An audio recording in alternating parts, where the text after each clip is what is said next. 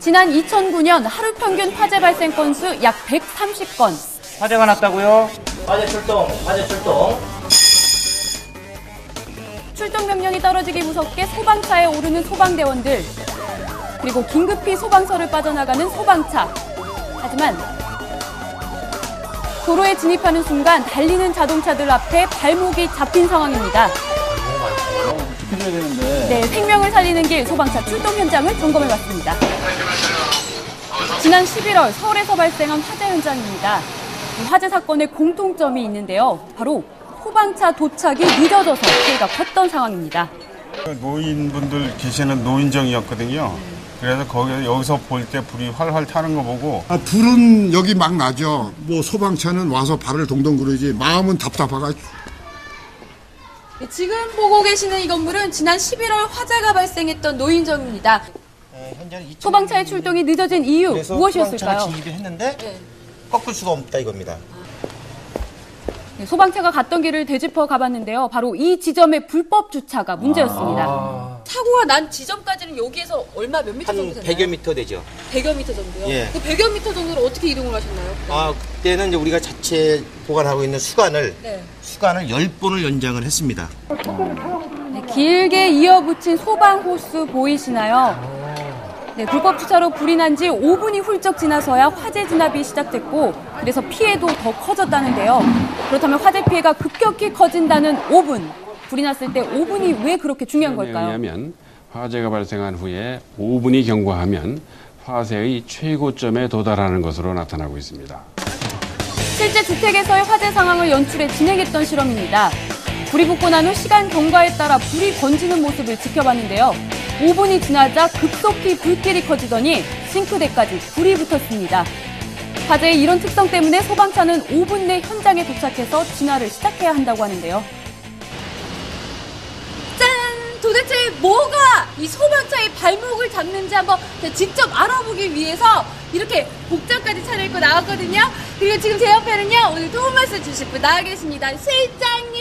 네. 안녕하세요. 네, 안녕하세요. 아니, 도대체 우리 시민 여러분들이 소방차 길터주기 잘 해주실까요? 실제적으로 차량을 피항해주지 않는다거나 골목길 주정차 박차 때문에 차량 통행이 곤란해서 많은 어려움을 겪고 있습니다.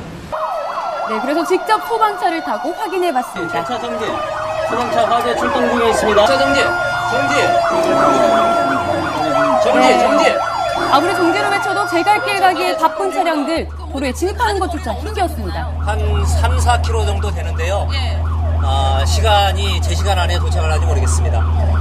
원래 시간상을 제대로 간다고 하면 몇 분 정도 걸리나요? 5분 안에 충분히 도착하고 남죠. 5분 안에요? 네네. 양보 운전 너무 큰 욕심이었을까요? 제 눈을 의심하게 만드는 상황이 벌어졌습니다. 보이시죠? 전보예요. 사이렌이 울리고 계속 방송으로 비켜달라고 하고 있는 상황에서도 지금 차 한 대가 저희 차 앞으로 지금 끼어들고 있어요. 화재 출동이라는 안내방송까지 했지만 길을 양보하는 차량은 찾아볼 수 없었습니다. 출퇴근 시간에는 더 심각하다고 하는데요. 어떻게 할 수가 없군요. 그렇죠. 도로를 빠져나와도 소방차는 여전히 거북이 걸음. 출동 중에 있습니다. 속히 차량을 빼주시기 바랍니다. 멈췄어요. 운전 차량. 네, 이런 걸 산 넘어 산이라고 해야 하나요? 이번에는 주택가 불법 주정차가 문제였습니다. 출동 중 사고가 나면 모두 소방관이 책임져야 하기 때문에 운전하기가 더 조심스럽다고 하는데요. 다들 이렇게 차를 대놔고요. 진입하기가 아주 힘듭니다. 네, 이렇게 골목에 불법 주차된 차들 이렇게 연락조차 할 수 없을 때는 이렇게 수동식 이동 장비로 불법 주정차를 이동시켜야 하는데요. 문제는 이렇게 많은 시간과 인력이 필요하다는 것입니다. 그동안에 그냥 불이 더 커지죠. 그렇죠. 네, 우여곡절 끝에 골목까지 통과했습니다. 네, 드디어 지금 목적지에 도착을 했는데요. 걸린 시간이 약 11분 정도가 되거든요. 5분이면 온다고 하는 5분도 안 걸릴 수 있는 상황이었는데 상황은 네. 어떻게 됐을까요? 그럼 지금 이런 상황이라면은 네. 지금 예를 들어서 한 집에 약간의 그 화재가 있을 것을 옆집으로까지 번져가지고 큰 대형 화재로 갈 수 있는 상황이 되겠습니다. 네. 소방차가 이 진입하기 위해서는 최소 3m가는 확보가 돼야 됩니다. 그러니까 아무리 좁은 길이라도 일단은 3m는 확보가 돼야 된다는 말씀이신데 네, 그렇습니다. 그 아까 그 골목길에 가서 네. 직접 그 폭이 어느 정도 되는지 한번 확인을 해볼까요? 네, 그렇게 하시죠. 가시죠. 네. 네, 소방차의 폭은 약 2.5m, 골목의 폭이 3m만 돼도 충분히 빠져나갈 수 있습니다. 그렇다면 주택가 골목의 폭은 얼마나 되는지 직접 확인을 해봤는데요. 이 주택가 골목의 폭은 보시는 것처럼 약 4m가 됩니다. 소방차가 지나가기에 충분한데요. 우리나라 이면 골목도로는 4m가 확보가 돼 있습니다. 그러나 이렇게 주정차, 박차 차량들이 막고 있음으로써 한 2m밖에 확보가 안 되기 때문에 소방차 통행을 막고 있는 경우입니다. 그렇다면 선진국은 어떨까요? 독일의 경우 이렇게 사이렌 소리만 들려도 길을 양보해 주는데요. 많은 교통 선진국에서는 긴급 차량에 길을 양보하는 것을 법률로 의무화하고 있습니다.